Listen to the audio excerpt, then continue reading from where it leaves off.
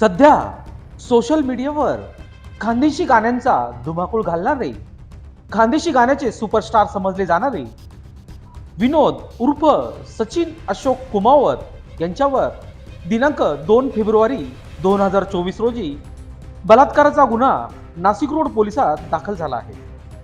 त्याबाबत पोलिसांच्या माहितीनुसार सविस्तर असे विनोद उर्फ सचिन अशोक कुमावत राहणार room number 113 Madha colony Chinchole शिवार अंबड नाशिक यांनी ऑगस्ट 2023 ते 17 जानेवारी 2024 पर्यंत फिर्यादी यांचे घर नाशिक रोड येथील लॉज तसेच आरोपी यांच्या घरी वेळोवेळी शारीरिक अत्याचार केल्याची फिर्याद फिर्यादीने नाशिक रोड पोलिसात दिली आहे।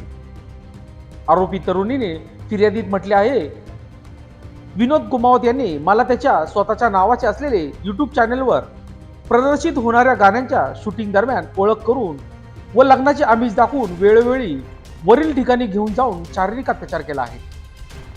तसेच सध्या या शारीरिक अत्याचाराला विरोध करत असताना त्याने फिर्यादीला सांगितले की मी तुझा होणारा नवरा आहे, त्यामुळे त्याला काही होत नाही।